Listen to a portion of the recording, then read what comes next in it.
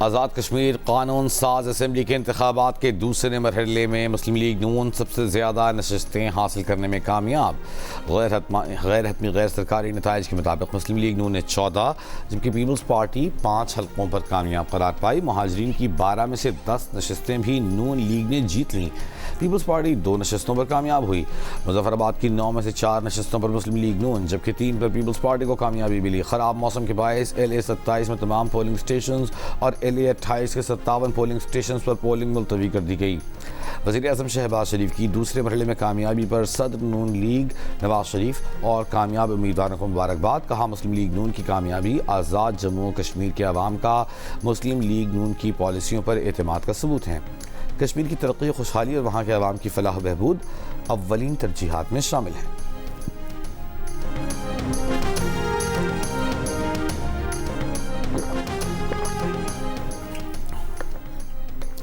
مسلم league نون کا آزاد کشمیر انتخابات میں سادہ اکثریت حاصل کر لینے کا دعویٰ۔ پیپلز پارٹی پر کل عدم عوامی ایکشن کمیٹی کے ساتھ مل کر ہنگامہ آرائی کرنے کا الزام عائد کر ڈالا۔ انتخابی دھاندلی کے تمام الزامات کو مسترد کر دیا۔ وزیر اعظم کے مشیر رانا ثنا نے پریس کانفرنس کرتے ہوئے کہا کہ 45 میں سے 30 نشستوں پر جیت کر آزاد کشمیر میں حکومت بنانے کی پوزیشن میں آ گئے ہیں۔ پیپلز پارٹی نے پہلے 13 نشستوں پر دھاندلی کے الزامات لگائے۔ ثبوت مانگنے پر یہ الزامات 4 نشستوں پر اور اب 2 نشستوں پر دھاندلی تک محدود رہ گئے ہیں۔ رانا ثنا نے الزام لگایا کہ مظفر آباد میں پیپلز پارٹی کے لوگوں نے ایکشن کمیٹی کے ساتھ مل کر ایک چوک پر ہنگامہ کرایا۔ ایک شخص کی ہلاکت سے شہر میں خوف و ہراس پھیلا۔ ٹرن آؤٹ کم ہونے سے نون لیگ سٹی کی نشست ہار گئی۔ چودھری لطیف اکبر پر قاتلانہ حملے کی تردید۔ کہا مکی اور گالیوں کو قاتلانہ حملہ قرار دیا گیا۔ میڈیکل کرانے سے بھی انکار کیا گیا۔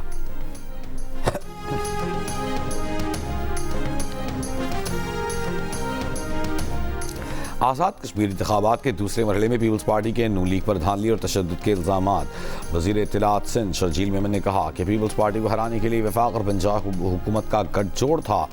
لاہور اور سیالکوٹ میں کھلے عام ٹھپے لگائے گئے۔ 2024 کے انتخابات کی دھاندلی کو آزاد کشمیر کے انتخابات میں دہرا دیا گیا۔ وفاقی وزراء کی پریس کانفرنس تکبر اور غرور تھا۔ ہمارا لہجہ گالم گلوچ والا نہیں ہوگا۔ ہم دلیل کے ذریعے اور متعلقہ فورم پر آواز اٹھائیں گے۔ مسلم لیگ نون کی آزاد کشمیر انتخابات میں کارروائیاں سب نے دیکھیں۔ رہنما پیپلز پارٹی شرمیلا فاروقی نے کہا کہ خوف و ہراس کا ماحول پیدا کر کے یہ تاثر دیا گیا کہ مینڈیٹ مل گیا، ہمارے کارکن کو شہید کیا گیا، پھر کہا گیا کہ دھکا لگنے یا دل کا دورہ پڑنے سے انتقال ہوا۔ جن حلقوں میں پیپلز پارٹی کا مضبوط ووٹ تھا صرف وہاں پولنگ عملہ آنے میں تاخیر کیوں ہوئی؟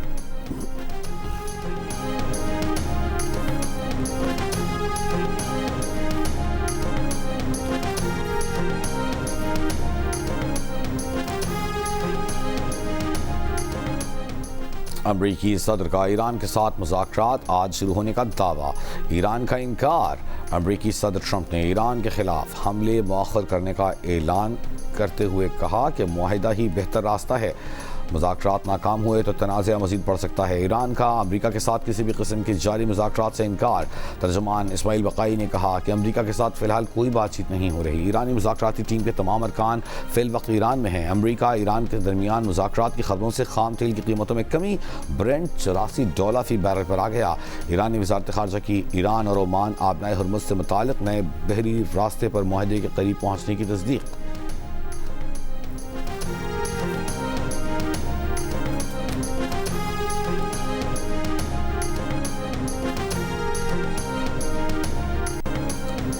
سوات کبل پولیس اسٹیشن کے باہر خودکش دھماکے تحقیقات کے لیے GIT قائم۔ خودکش حملہ آور کی تحقیقات شناخت ہو گئی، مزید تحقیقات جاری۔ IG خیبر پختونخوا نے سید الشریف اسپتال میں زخمی اہلکاروں کی عیادت کے بعد میڈیا سے گفتگو میں کہا کہ دہشت گردی کا خدشہ موجود تھا، جس کے باعث سخت سیکیورٹی انتظامات کیے گئے۔ پولیس جوانوں نے خودکش حملہ آور کو روکا جس پر دھماکہ ہوا۔ وزیر اعلیٰ KP سہیل آفریدی نے بھی سید الشریف اسپتال میں زخمیوں کی عیادت کی۔ اس سے قبل سوات دھماکے میں شہید 7 پولیس اہلکاروں کی نماز جنازہ پولیس لائن میں ادا کر دی گئی۔ حملے میں 7 پولیس اہلکاروں سمیت 16 افراد شہید ہوئے۔ قومی پیغام امن کمیٹی کی سوات خودکش حملے کی مذمت۔ شہداء کے درجات کی بلندی، زخمیوں کی جلد صحتیابی کی دعا۔ اعلامیے میں کہا کہ خودکش حملے، دہشت گردی اور بے گناہ افراد کا قتل حرام ہے۔ دہشت گرد عناصر فتنہ خوارج کی فکر کے پیروکار ہیں۔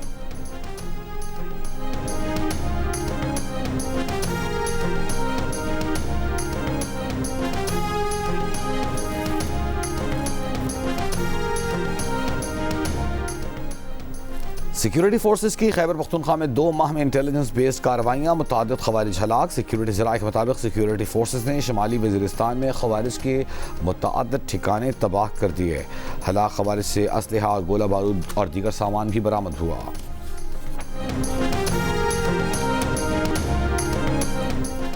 جنوبی وزیرستان کے علاقے وانا میں دھماکہ، مفتی جناح میر جاں بحق۔ ڈی ایس پی کا کہنا ہے کہ مفتی جناح میر کو ٹارگٹ کیا گیا۔ نامعلوم افراد نے بارودی مواد رستم بازار کے نچلے فلور پر نصب کیا۔ شواہد اکٹھے کر کے مزید تحقیقات جاری ہیں۔ مفتی جناح میر علاقے میں امن و امان کی بحالی کے لیے سرگرم رہتے تھے۔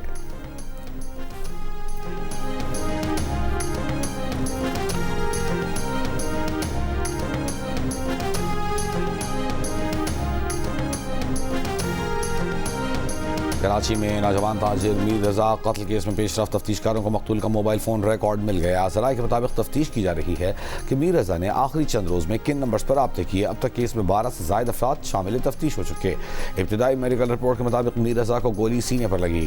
تفتیشی ذرائع کا کہنا ہے کہ تحقیقات میں یہ بھی دیکھا جا رہا ہے کہ گولی شاید پیچھے سے لگی۔ واقعے کے بعد سے اب تک اسلحہ اور گولی کا خول نہیں ملا۔ ذرائع کا کہنا ہے کہ میر رضا کی لاش جہاں سے ملی وہاں مشکوک موٹر سائیکل سوار افراد کی موجودگی کا بھی پتہ چلا۔ میر رضا کی لاش کے موجودگی کی اطلاع قریب موجود نرسری والے نے دی۔ ابتدائی تفتیش کے مطابق میر رضا مختلف لوگوں کا قرض دار بھی تھا۔ تفتیش سے متعلق 15 سے زائد افراد کے بیانات لیے گئے۔ پولیس کی تحقیقاتی ٹیم میر رضا کے گھر پہنچ گئی، والدین سے ملاقات کی۔ ایڈیشنل آئی جی کراچی آزاد خان کا کہنا ہے کہ نوجوان میر رضا کیس سے متعلق شواہد اکٹھے کیے جا رہے ہیں۔ نوجوان میر رضا کیس میں تحقیقاتی کمیٹی جذبات سے ہٹ کر حقائق پر فیصلہ کرے گی۔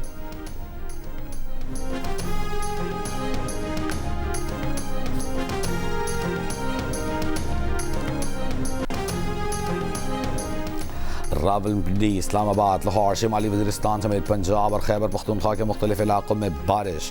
راولپنڈی میں بارش کے بعد برساتی پانی گھروں اور دکانوں میں داخل۔ روات میں 2 بھائی بارش کے پانی میں ڈوب کر جاں بحق۔ ڈھوک کھبا کی مرکزی شاہراہ بھی ڈوب گئی، ایمبولینس پھنس گئی۔ لوگوں نے اپنی مدد آپ کے تحت ایمبولینس نکالی۔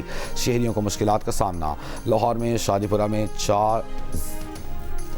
بارش 55.4 ملی میٹر بارش ریکارڈ۔ ہری پور میں بارش کے بعد ندی نالوں میں طغیانی، خانپور ڈیم کے سپل ویز کھول دیے گئے۔ شمالی وزیرستان میں موسلادھار بارش، دریائے ٹوچی میں طغیانی، کراچی سکھر کوٹکی میں بوندا باندی اور ہلکی بارش کی پیش گوئی۔ وزیر اعلیٰ سندھ کی بارشوں کے پیش نظر متعلقہ محکموں کو فیلڈ میں رہنے کی ہدایت۔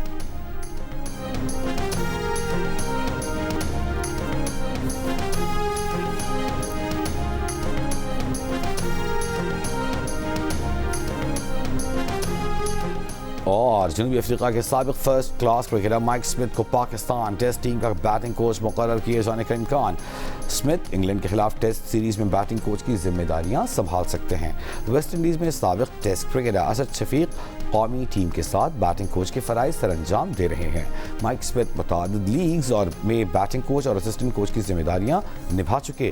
پی S L team Multan Sultan کے ساتھ بھی کام کر چکے۔